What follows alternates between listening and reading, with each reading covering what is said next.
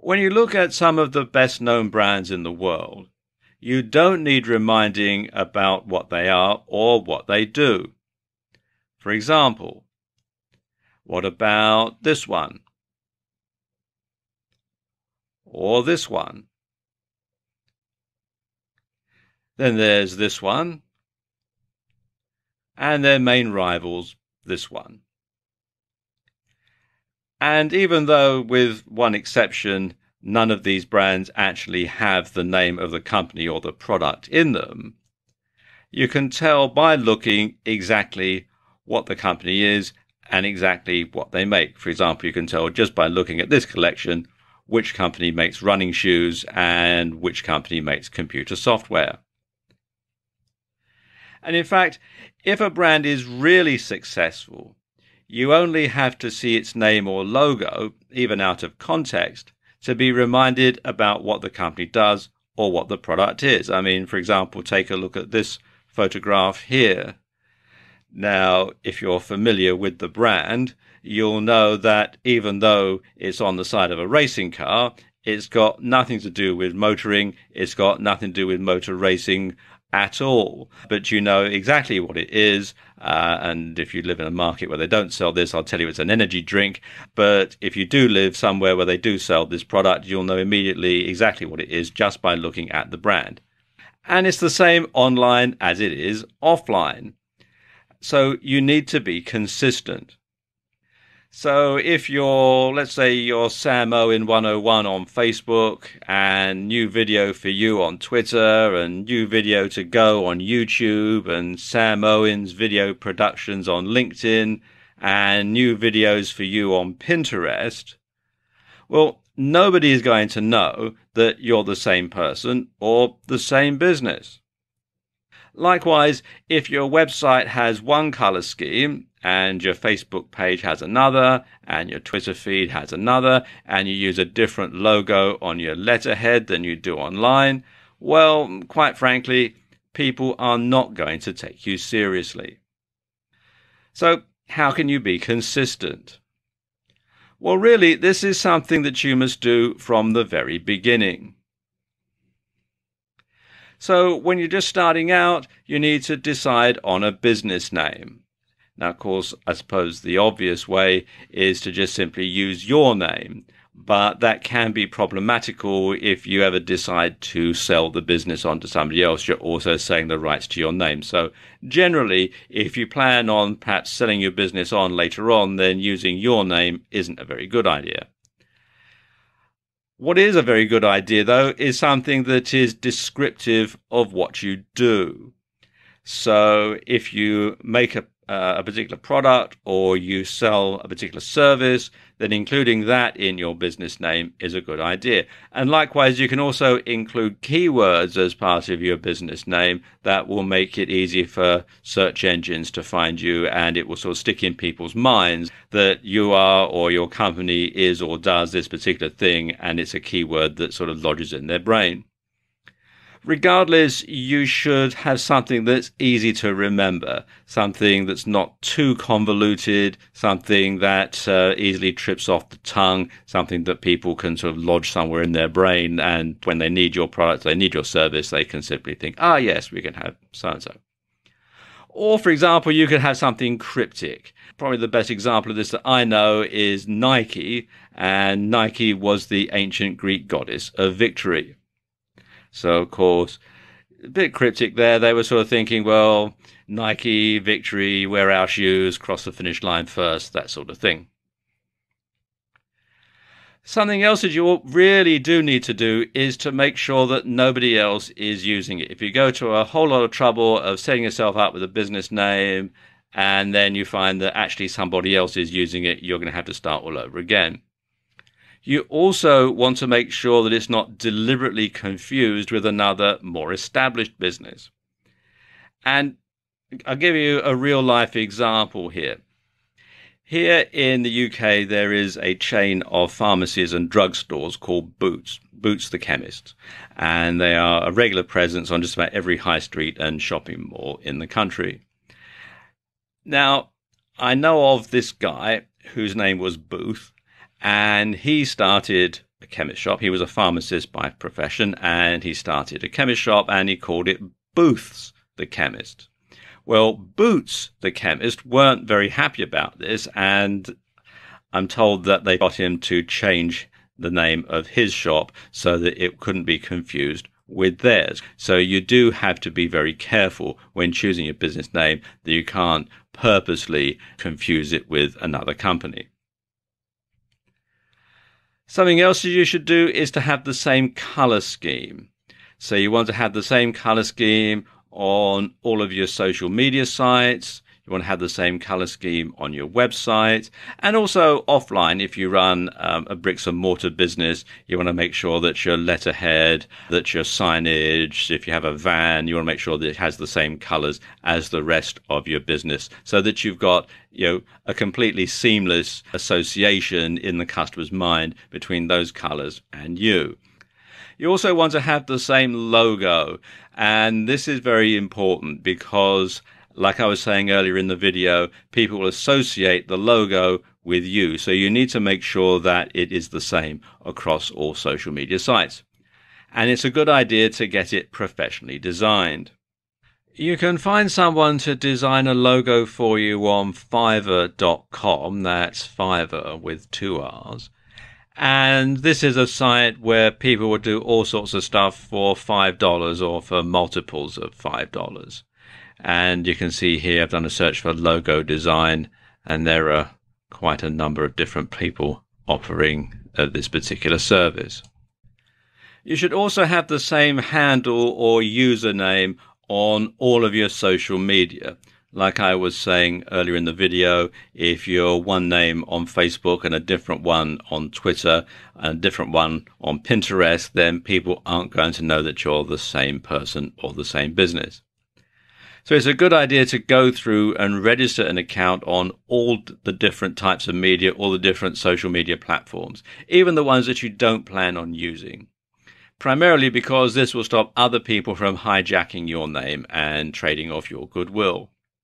Likewise, you should register all the extensions of your domain name. So you want to have your domain name .com, .net, .co, .tv, .co.uk, .com.au, etc., etc. So finally, you want to get things set up so that whenever somebody sees your logo, hears your business name, or sees your handle, they'll automatically think of you. And then you know that they've become true fans.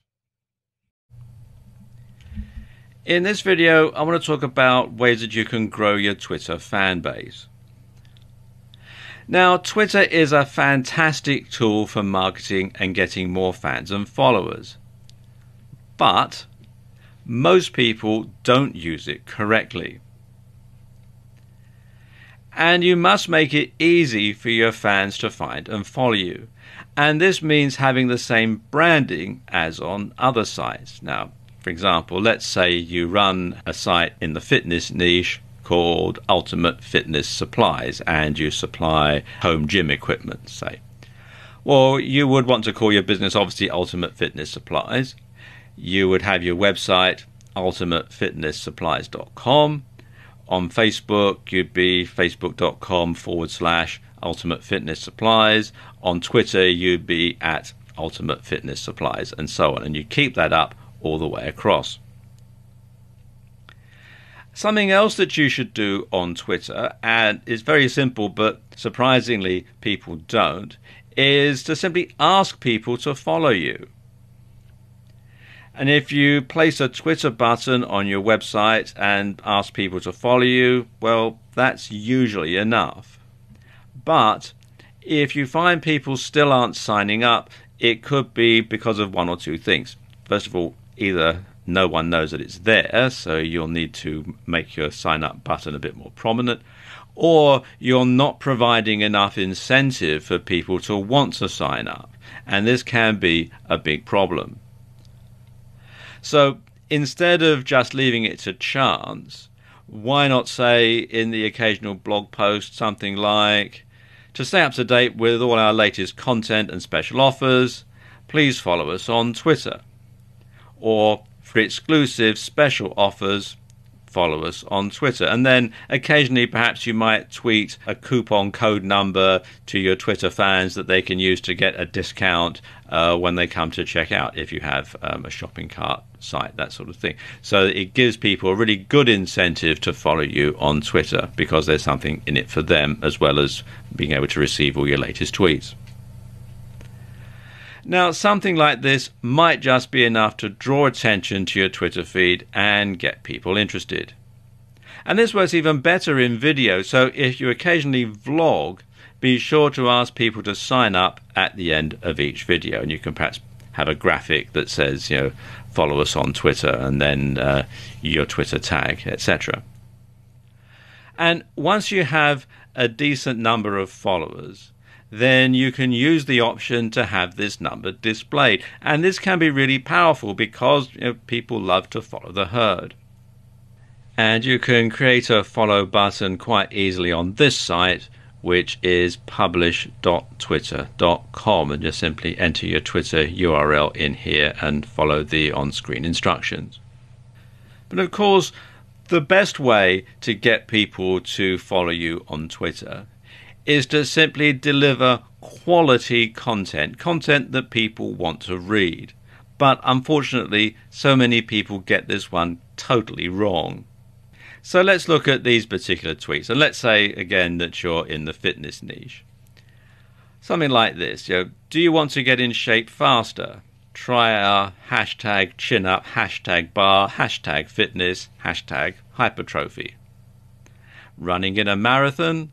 Make sure your hashtag training, hashtag shoes are up to the task. We're offering a 10% discount to new clients for this month only. Sign up now at, and you've got the bit.ly URL there, hashtag deals. Our dumbbells come in a range of weights and sizes, hashtag dumbbells, hashtag weightlifting. You get the point. So what's wrong with this exactly? Well, it will be quicker to ask what's right with it. I mean, think about it. Would you follow that kind of a Twitter account? What would be the point? If you were an existing customer or fan, seeing adverts for something you were already using wouldn't offer much value. And if you weren't an existing customer, you'd probably be frustrated and annoyed by all the constant nagging. So the question you need to ask yourself is, what would your customers want to read? So put yourself in your customer's shoes, and seeing as we're on a fitness theme here, put yourself in their running shoes. What would they like to know about? Well, as you're in the fitness niche, you could provide fitness tips or workout advice, diet ideas, etc. If you run a blog on martial arts, then discuss moves and your favorite martial arts film. Think of each tweet as a mini product and try to ensure that the reader benefits from it in some way. Now, whether that's by being entertained or by learning something, it doesn't really make a lot of difference. Also, for business niches, industry news can also prove very popular. Another approach to take is a little less on the nose. Instead of directly discussing your niche, your industry or your service, you can talk about the lifestyle of people involved with your topic instead.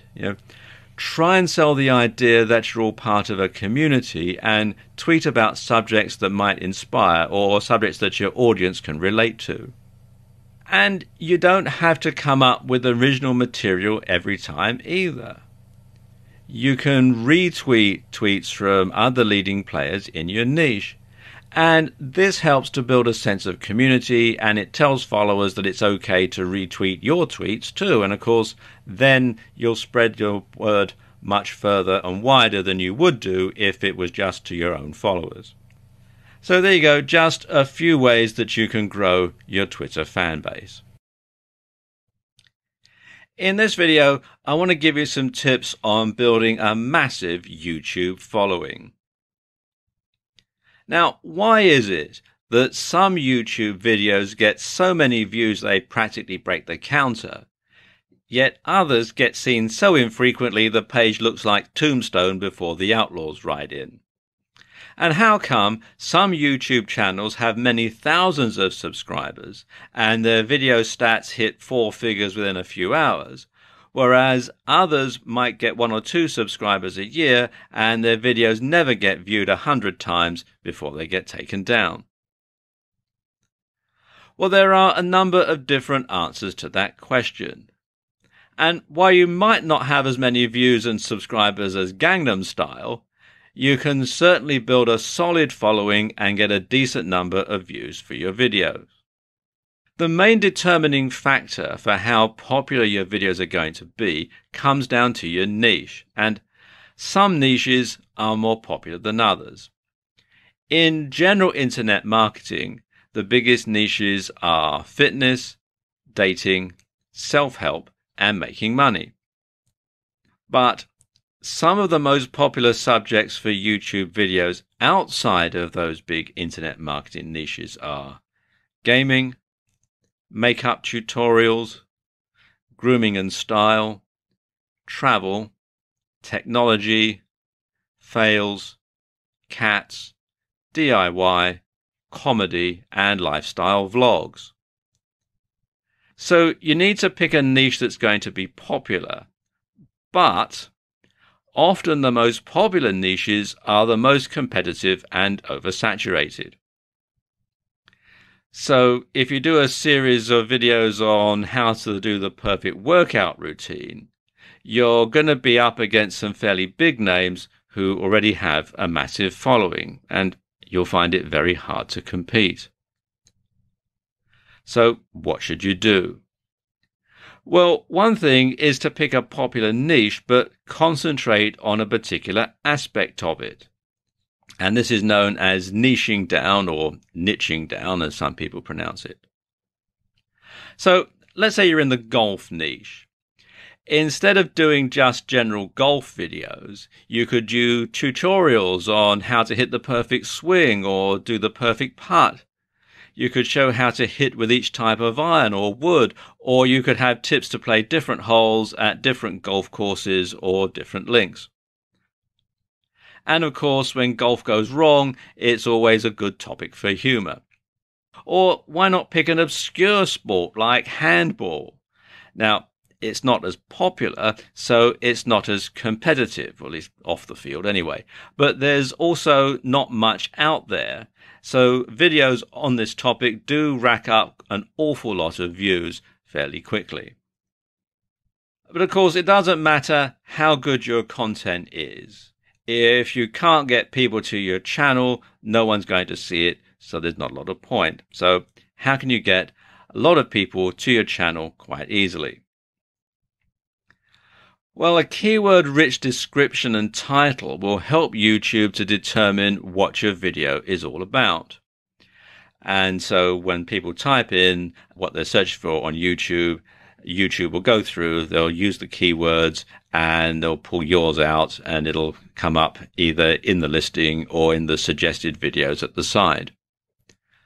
Something else you can do is, if your video is scripted, be sure to include plenty of keywords and then upload the script to YouTube so that it can be used for subtitles and closed captions. And then that will help YouTube also to decide exactly where your video is and exactly what your video is about. Now, some good tools to find keywords are the Google AdWords Keyword Planner. This is quite a long URL, so if you just go to Google and type in Google AdWords Keyword Planner, you'll be directed to this site. Or something a bit more in depth, you can use Market Samurai, which you can find here at marketsamurai.com. And this is a paid-for solution, although there is a free trial offer running at the time that I'm making this video. Something else you can do is use other social media to drive traffic. So tweet about your video upload on Twitter, just sending a tweet saying I've uploaded a new video, and then the URL can also get people to look at it, just out of curiosity, really. Or you can post it on Facebook. Or you can share it on sites like Reddit or Google+. And Google+ is actually very good because Google owns YouTube and they also own Google Plus. So there's a lot of synergy between the three areas. So if you've got something on YouTube, you can put it up on Google Plus as well, and it'll also show up very well in the Google search engine rankings. Something else you can do is to embed your YouTube video onto your blog as part of a blog post. And if you have a WordPress blog, this is actually very easy to do. You just simply embed the URL and WordPress takes care of the rest. And you should also make it easy for others to share your video on their sites. To make your YouTube videos easy to share, make sure that all this works properly once you've uploaded your video. You want to make sure that there is a URL or share link that people can access, and that they've got the buttons here that people can share on various other social media sites. Also to make sure that you've got the embed code, like here, to go on an HTML site, and that people can email your URLs. You have to sign in to do this, and I haven't, but usually there'll be a link here that you can use. In this video, I want to show you ways of getting more Facebook fans. Now, basically, there are two ways of getting more Facebook fans. You can either grow your following organically, or you can buy advertising that promotes your Facebook page. Now, let's talk about how you can grow your following organically, because that's probably the best way of doing so. It's certainly the cheapest. And of course, the best way to grow more Facebook fans is to give them a reason to visit your Facebook page. And basically that means posting useful, interesting content. And if you post stuff your target audience wants to read, they will, first of all, read it. They'll like it. They'll follow you so they can read more of it. And they'll tell others who might be interested too. So you'll grow your fan base that way. When you're posting content, it's always a good idea to post a picture or a GIF alongside your post. And it makes it more eye-catching and interesting. And if possible, you should post an original picture if you have one, preferably one that ties into the content of the page and perhaps shows you in it as well, because then it basically cements it and ties it all together. You should also have share buttons on your website or on your blog. And this can encourage people to like, share, and follow you on Facebook. You should also interact with the comments and respond. Don't just simply post up your Facebook page and then go away and don't come back until you're starting something else. Join in the conversation, be a part of the community, make sure that people know that you're going to interact with them if they post a comment on your Facebook page. And you can also use other social media to promote your page, things like YouTube, Twitter, Pinterest, Reddit, etc. You can all link them together so that they go back to your Facebook page. In fact, if you're posting a video on YouTube, this is actually very easy because you can simply put something at the end that says follow us on Facebook and gives the URL. So it is actually quite easy to do it that way. The other way that you can get more Facebook fans is by purchasing advertising so that it leads people to your page who perhaps wouldn't stumble upon it organically. Now, Facebook ads, which is what the system is on Facebook, work in a similar way to Google AdWords. In other words, they're PPC or pay-per-click. But unlike Google AdWords, they're more varied and they can be more tightly targeted. For example, you can target people by their age, gender, location, interests, marital status, etc., etc. Now let's look at the different types of ad that you can have on Facebook. There used to be all sorts of different types, but now they've whittled it down to just a few. And I suppose the most popular one is the promoted post. And the supported placements for that are in the right column, mobile feed, and news feed. And this is a great way of getting a larger audience engaged with an important piece of content or promotion. And for a set budget, you can boost a post which will increase its visibility in the feed of people who like your page as well as their friends. So again, it's going to get them right in front of the post that you want them to read. Then there's the boosted post, which is slightly different, and its supported placements are right column, mobile feed and news feed as well. And it's available to pages with 50 likes or more, and it's basically a simpler version of promoted posts. And you can choose fans of your page and their friends, or you can choose to select by targeting criteria. Then there's a domain ad, and the supported placement for this is the right column. And domain ads are essentially adverts that appear in the sidebar and point directly to a website that you're hosting, so you can go straight to your website. And these are perhaps the simplest form of ads and are composed of a simple heading and a block of text. And it's a bit like Google AdSense, if you're familiar with that type of advertising, AdWords, AdSense. Then there's the multi-product. And this is placed in the newsfeed and the mobile newsfeed. And multi-product ads, as you would expect, display multiple items on a slideshow type display that lets users browse and shop right from Facebook. And this is incredibly powerful for e-commerce stores, and it means you're really only posting one ad to promote a whole range of products.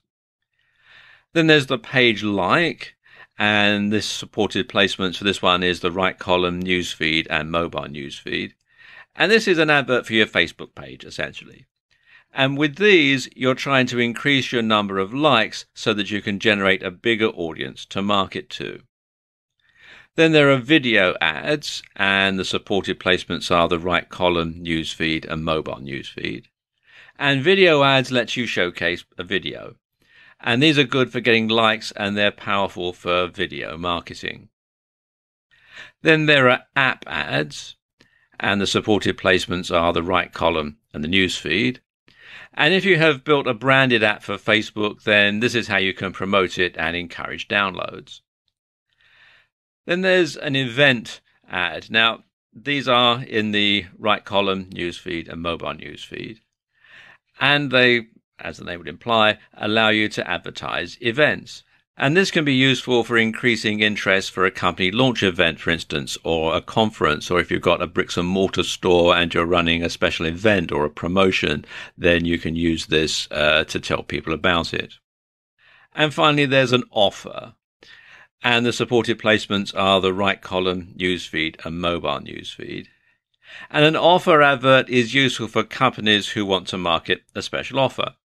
And anyone who clicks on your ad will be emailed a code that they can use in order to redeem your special offer. And this is great for encouraging sales. And all of these different ways will help you to build your fan base, because even if it's something like an offer ad, people are going to know about your Facebook page, and you can encourage them to like you and follow you and so on. So this is just a few ways that you can build your Facebook following, build your Facebook fan base. Instagram and Pinterest are often overlooked by marketers, which is a big mistake, because you can actually generate a lot of traffic and sales from these particular two types of social media. Now, for the uninitiated, I better explain that Instagram and Pinterest are picture-based media. And they cater mostly for a female audience and are generally reached via smartphones. So let's look at each of these in a bit more detail. First of all, Instagram. Now, Instagram is an app that's growing in popularity. It has over 300 million users, and it's adding more every day. Now, at its most basic, Instagram is an image sharing app, and a fairly low quality one at that. But that's not to say it can't form a key part of your social media strategy. In fact, some really big companies are using Instagram to get their message across. Companies like Sharpie, Starbucks and Target, to name but a few. And sports teams like the LA Clippers basketball team are heavy Instagram users too. And there are two good uses that you can put Instagram to. One is influencer marketing, and the other is local marketing. Influencer marketing means you find someone who already has a large following on Instagram and has established themselves as an authority. And these people will have the ability to sway the opinions of a large group of followers, which of course is where you eventually want to be. So instead of spending months or years trying to reach this point, why not piggyback on the success of someone who's already got there? Or to put it another way, why not see if you can't get someone to post on your behalf to their audience? Of course, there needs to be something in it for them, and this could mean that you pay them, you promote them on another social media in exchange for them promoting you, something like an ad swap, but on social media rather than email. Or you could just try targeting influential members of the public and hope that they'll like your brand enough to do it for free, although that doesn't happen very often, if I'm honest. Likewise, when you've built up a large Instagram following, you can offer to post for other people in your niche in return for them posting for you in another media, so you can spread your net a bit wider.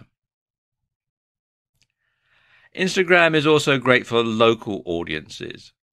And this is because the pictures have an optional location tag, which you can use to help users geolocate your bricks and mortar store. And this can be very useful for drumming up business. So say, for example, you have a hairdresser's or a salon.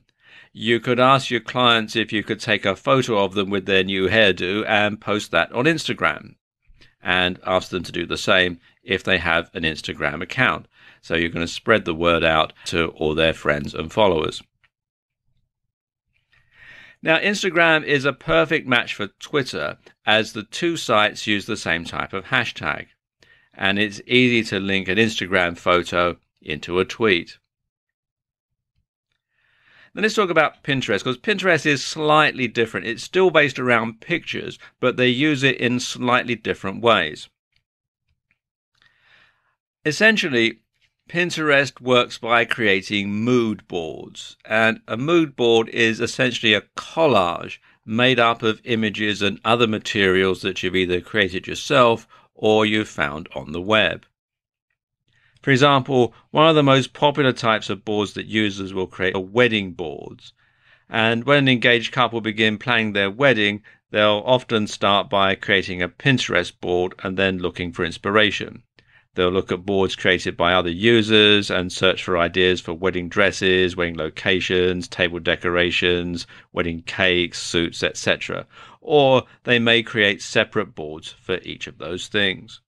And there are many ways that Pinterest gets used by marketers. For example, you could showcase a new web design or app UI. You could have ideas for interior design. You can put together inspirational images to get people to keep fit if you're in the fitness niche. You could have things like moves or goal physiques, etc. You can keep customers updated with your brand in a more visual way. You could perhaps, if you have a clothing site, you could have fashion and outfit ideas. If you're a tattoo artist, you could showcase tattoo ideas and much more. Now, beyond the basic features, there are also some more advanced options and tools on Pinterest that are going to be especially useful for marketers. And one of them is rich pins. Now, rich pins, as it says here on the page, are pins that include extra information right on the pin itself. And there are 6 types of rich pins. There's app, movie, recipe, article, product, and place. And if you come here to this page, business.pinterest.com/en/rich-pins, you can see it explains all about them, and you can click the links to get more information in detail on all of them. Finally, Pinterest also provides a large amount of analytics data. Now, to get this, you'll need to convert your personal account to a business account, and at the same time, you'll need to verify your account. From there, you'll be able to see what pins are getting pinned from your website or your blog. This in turn lets you see which content is really performing well and engaging your audience. And there are other advantages of making this switch too. Can you promote your blog or business with a personal account? Well, of course you can, to an extent, but there are some considerable advantages of making the switch. To start with, Pinterest actually requires you to make your Pinterest account a business one if you intend on using it for profit. A brand new feature of Pinterest is Pinterest Ads. And as the name would suggest, it enables you to actually buy advertising on the Pinterest platform. And this is brand new, so not very many marketers are using it at the moment. And you can find out more at ads.pinterest.com. So there you go, just some ways that you can use Instagram and Pinterest in your marketing mix. LinkedIn is a much smaller social network than the likes of, say, Facebook. But that's its strength. You see, LinkedIn is exclusively for businesses and business people. Here are a few stats. 1 out of every 3 professionals is on LinkedIn. LinkedIn is the world's largest professional network and gives you access to the largest group of influential and successful individuals anywhere. As of 2015, the last year of which statistics are available, LinkedIn had 364 million members. And LinkedIn continues to grow rapidly. At the same time the previous year, the site had 296 million members. LinkedIn has members in over 200 different countries, and it's one of the oldest social networks, having been formed in December 2002. So even if you're not in a business niche per se, it still makes sense to be on LinkedIn. And you can target business people for leisure niches and big ticket items, and you can network with other marketers. And that's LinkedIn's biggest strength. It's a network. It's a tool for self-promotion, giving you access to a gigantic network of contacts operating within your field, and it gives you the means to reach them, to work with them, and to be seen by them. Now, when it comes to marketing, you can use LinkedIn to increase awareness, to build brand loyalty, to create a more professional impression for your brand and for your services or your products, to promote a website and gain SEO or social media marketing benefits, to find potential clients and customers, and to build leads and keep in contact with them. So when it comes to creating your LinkedIn strategy, well, the best place to start is actually the beginning. So if you haven't done so, come over to linkedin.com and sign up. And the first thing that you'll need to do is create a profile. And there are 2 types of profile that you can create on LinkedIn. The first is your own professional profile, which would be a profile for you specifically. And the second is the profile that you'll create for your business, which is where you'll promote your brand instead of yourself. Now, to begin with, you'll want to start your personal profile on LinkedIn. And what this is going to do basically is act as a springboard for your other activities. And so the idea is to sell yourself and make yourself look professional and accomplished while you're doing so. Now, I won't go through the entire procedure here as it's pretty straightforward. Nevertheless, it's best to write everything out ahead of time on your word processor so that it reads well and it places you in the best possible light.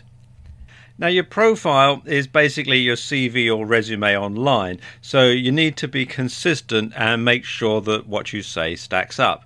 Bear in mind that people will look elsewhere online to verify what you put here, and any contradictions with information that can be found elsewhere will destroy your credibility in an instant. Once you've made your LinkedIn profile, the next thing you'll want to add is your company page.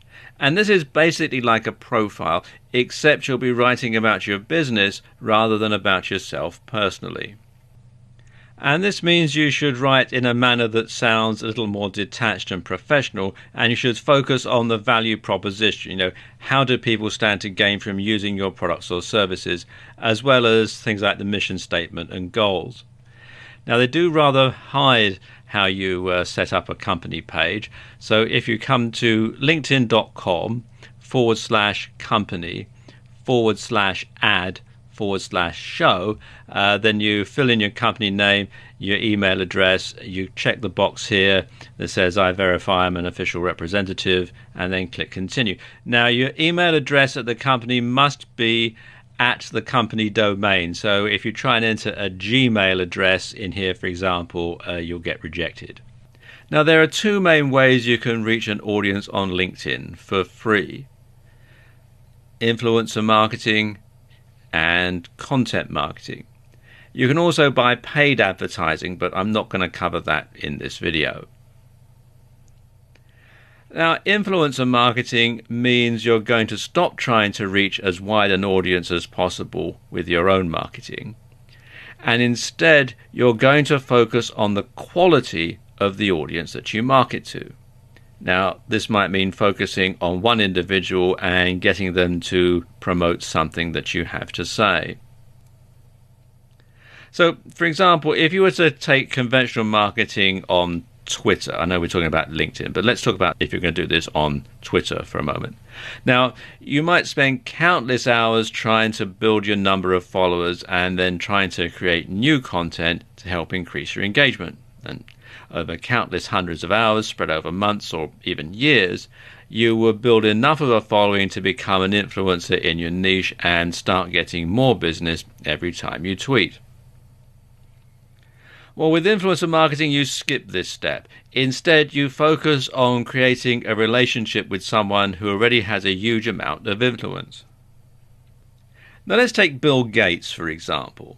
If you could somehow reach Bill Gates and get him to tweet about your product and to include your Twitter username, you would certainly get thousands of new followers overnight and gigantic sales for your products or services.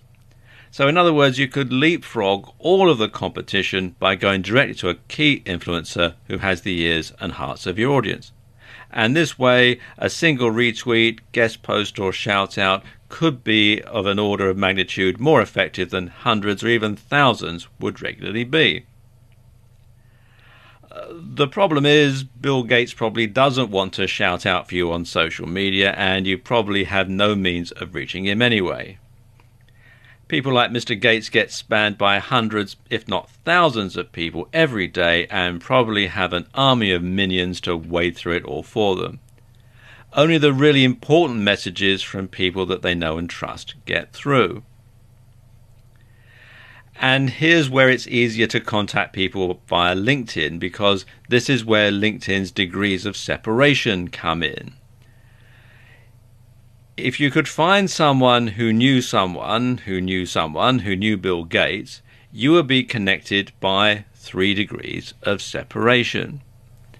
And like I was saying earlier, this is where the fact that LinkedIn is a network can be very helpful, because anyone who is connected to you by 3 degrees of separation or less will show how you're connected to them when you view their profile and when they view yours, of course.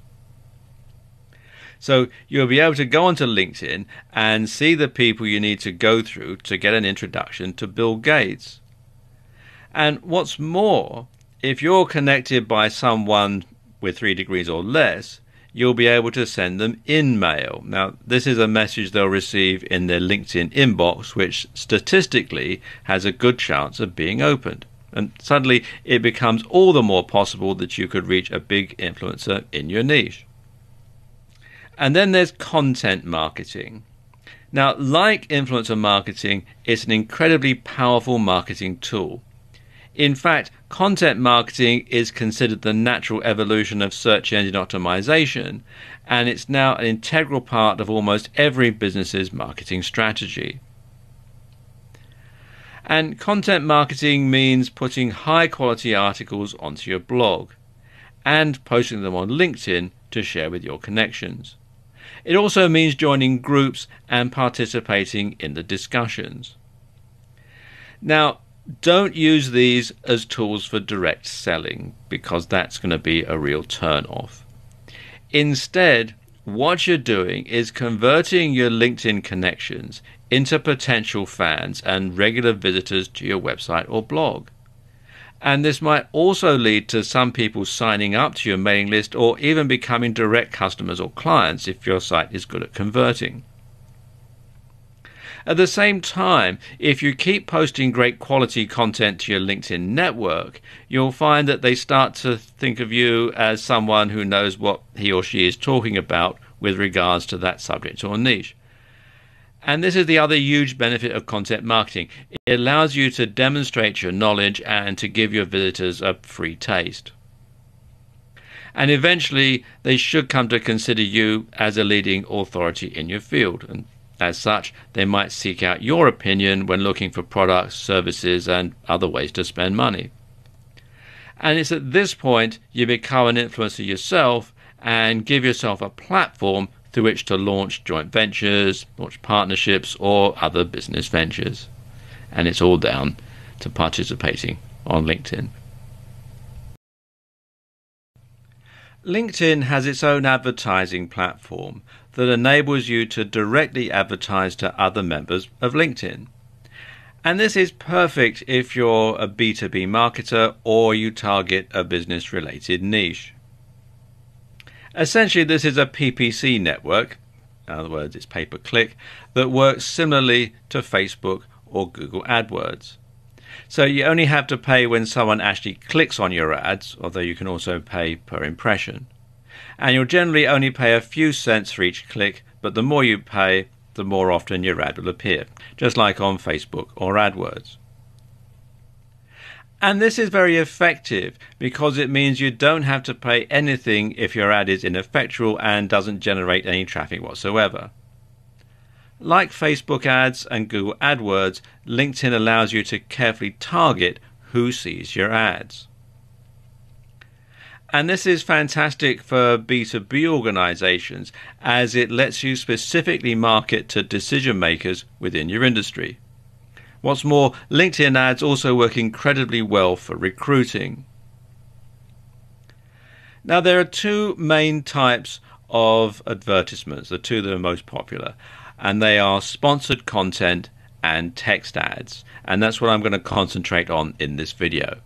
There are also display ads, dynamic ads, and sponsored in-mail, which is a bit like sending out a solo ad, but to people on LinkedIn rather than through email.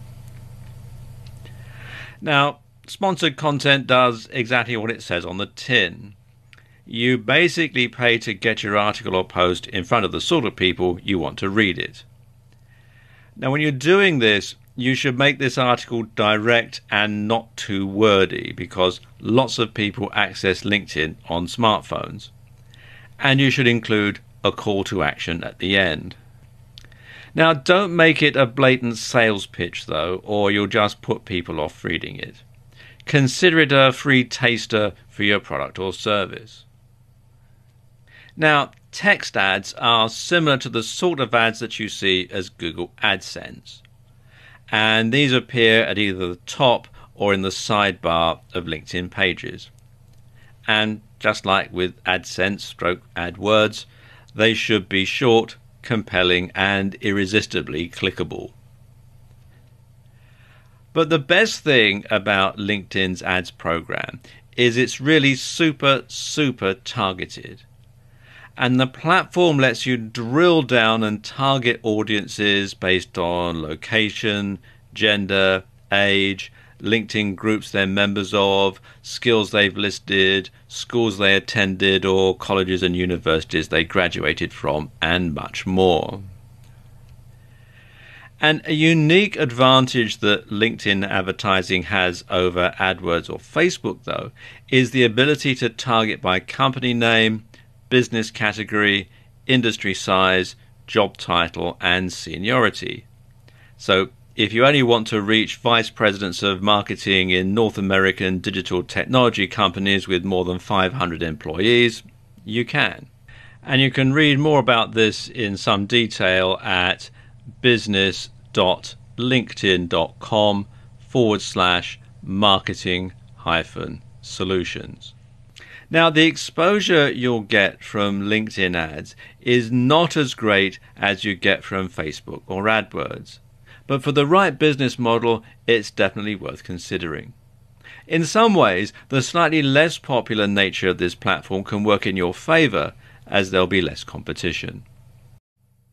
One of the most phenomenal growth areas in recent years has been in the area of sharing photos and short clips as a tool for social communication. It's a great way to build an audience for your website or blog, and a fantastic way to show off your product or service to people. As more and more people get smartphones, and most of the platforms we're going to cover in this video are smartphone based, this can only get bigger. The main platforms that we're going to cover in this video are Snap, which was formerly known as Snapchat, Vine, and Periscope. Now let's take a look at Snap. This used to be called Snapchat, but it recently changed its name and it's going into hardware as well as software. Now, Snap works with a very specific media for communicating with users. And there are a couple of differences that make this platform unique and one of the most interesting social media platforms in use today. Like using photos and videos to communicate with other people. While Twitter and Facebook and most social media platforms mainly communicate with text, the only text you'll find here is the captions on pictures and videos. Another difference is that when you post your pictures and videos, they'll generally last for only 1 to 10 seconds, although you can post stories that can last up to 24 hours. Then they vanish like a ghost, hence the logo. And it's better to use stories more than snaps to advertise your products or services, because obviously they stay around for longer. So think of a story like a viral video. If you make it overly promotional, well, quite frankly, it's just not going to work. So you want something clever, something that no one has ever seen, and something that evokes emotion. And this will make people want to share the story with their friends, and it'll give you the exposure that you're looking for. Creating good stories will also make people want to follow you. So every time you create a story, keep in mind that you're both trying to get people to follow you and you're trying to get your product or service out there. If you want to get a good idea as to how stories work and which ones are most popular, check out some of the Snapchat stories, and they still use the old name at the moment, on BuzzFeed.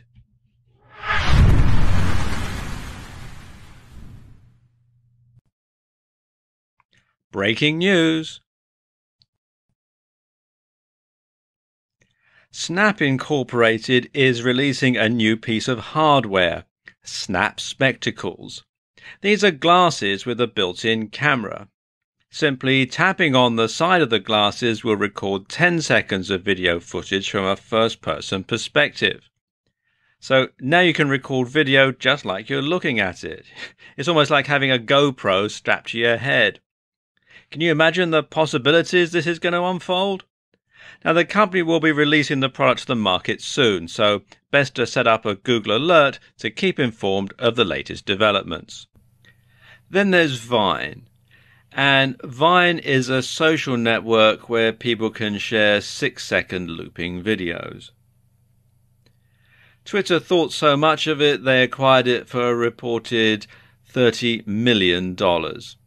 And that was before its official launch. As of December 2015, the last statistics that are available, Vine had 200 million active users. And users' videos are published through Vine's social network and can be shared on other services such as Facebook and Twitter. And Vine's app can also be used to browse through videos posted by other users. Now, when you're using Vine, the camera only records while the screen is being touched, and this enables users to edit on the fly or create stop motion effects. And there were some additional features added to the app in July 2013, and these include grid and ghost image tools for the camera, curated channels, including themed areas and trending topics or users, protected posts, and the ability to rewind videos on a personal stream. Your approach to marketing on Vine and Periscope, which we'll get to in a moment, should be similar to your approach to Snap: entertaining, shareable, and not salesy. And you can see some Vine videos and download the app at vine.co. Finally, there's Periscope. Now, Periscope is similar to Vine insofar as it streams short videos. The key difference is that Periscope streams videos live. And when you use Periscope, you'll find that you're presented with a map of the world upon signing in. And on this map are various points where you can see people who are currently streaming video. So simply click on the dot on the map and the name of the broadcaster, and then you can tune in and start watching what they're filming. It's a bit like having your own TV station in that respect. And you can then comment on the video, you can ask questions, you can like it, you can follow the person, or you can leave and watch something else.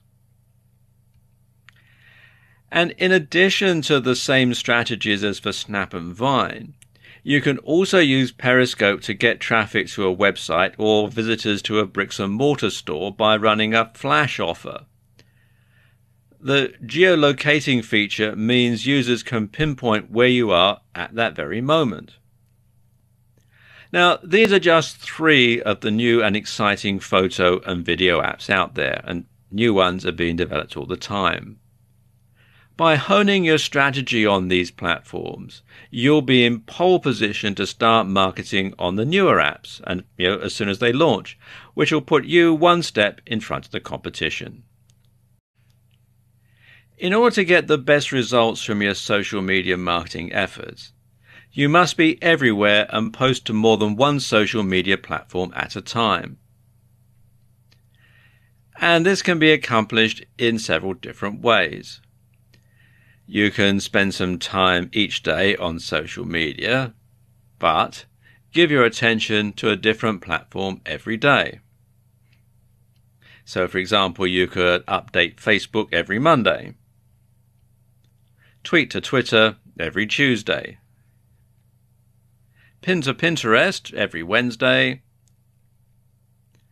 upload a video to YouTube every Thursday, log in to LinkedIn every Friday, snap a story on Snap every Saturday, and collapse into a heap on Sunday. There's got to be a better way. Well, there is. You can post the same or similar content to more than one social media platform at a time. And this can help spread the word about you, your products or services. And you can save yourself a ton of time in the process. For example, you could download videos from Vine or Periscope, edit them together, and then upload the result to YouTube. Not only will you be able to get more subscribers and views to your YouTube channel, but you'll also be able to reach an audience that doesn't own a smartphone and therefore wouldn't have seen them on those other platforms. Downloading these videos is easier than you think. Just go to Vine Video Download, which is www.vinevideodownload.com, or Scope Down, which is www.downloadperiscopevideos.com, and follow the on-screen instructions. It's all really quite straightforward. When you post an article on your blog, rewrite it slightly and upload it to your Facebook page and to LinkedIn. You'll need to rewrite it so you don't get hit with a duplicate content slap on Google. But by writing it ahead of time in your word processor, this can be accomplished quite easily. Twitter and Instagram have similar hashtags, so when you post a new picture to Instagram, tweet about it on Twitter. You can also pin the picture onto your Pinterest board. 3 social media sites covered in just a few minutes. You can also post your latest tweets on Facebook, or use them as a comment in a LinkedIn group, although of course you must make sure that it is relevant. By doing it this way, you can save time and effort and spread the word about you, your products or services much wider and much quicker. Your blog should be the hub of your social media strategy. I'll explain why in this video. There are a number of reasons why you should do this. First and foremost, everyone should be able to access your blog regardless of what operating system they're using and regardless of whether they're using a PC, a tablet, an iPhone or an Android device. Everybody should be able to get to your blog page regardless. So once you've got people to your blog, you can then point them in the direction of your various social media platforms. And if you have a WordPress blog, this is particularly easy as there are a number of plugins you can get to integrate social media. First and foremost, though, you should host your own blog on your own domain and on your own web server account. And this gives you more control than hosting on WordPress.com. So let's talk about integrating Twitter and your blog. Now, there are 2 ways that you can sync your Twitter account and your blog. You can incorporate a feed of your latest Twitter tweets into your blog sidebar, or you can automatically let Twitter followers know that you've updated your blog with a new post. For the former, you can use the Twitter Feeds plugin. Now, each time you post a tweet, it will automatically be displayed on your blog, which has the added bonus that your blog content will change slightly and Google will treat it as new content and update its rankings in the SERPs accordingly. For the latter, you can use the WP to Twitter plugin, which will send a tweet to your followers to let them know that you've just made a new blog post. And both of these plugins can be installed from within the WordPress dashboard, and they're both free. And the same goes for Facebook. With the Facebook Auto Publish plugin, you can publish posts automatically from your blog to Facebook. You can publish your post to Facebook as a simple text message, a text message with an image, or as an attached link to your blog. And the plugin supports filtering posts based on custom post types as well as categories. And again, this can be installed from within the WordPress dashboard. Embedding a YouTube video into your blog is easy. To embed a YouTube video into your WordPress blog is very easy. All you do is copy and paste the URL into your blog post and WordPress will work out the embed code for you. So you don't need to do any coding or anything like that. Just copy and paste the URL and the WordPress software will take care of the rest. And don't forget, you can simply insert pictures that you've uploaded to Instagram or Pinterest into WordPress very easily. So why not do that as a separate post and then share it on other social media? Finally, you should make it easy for visitors to your blog to share your content as widely as possible. And the easiest way to do this is with the Shareaholic plugin. And the Shareaholic plugin basically puts a bar at the bottom of every page and every post on your WordPress blog, although you can set it up so that some things like, for example, your shopping cart, if you have a shopping cart site, don't get shared. But what it does is it means that people who come to your site can simply click on the button and share the details about your site on their social media. So it helps you spread the word about your blog, about your site, far and wide on all sorts of different social media. And you can set it up to decide what social media you want your content shared on, and as I was saying, what pages you want to have shared. So it's fully customizable and you can install it from within the WordPress dashboard. So there you go, a few ways that you can make your blog the hub of your social media activities and spread your message far and wide.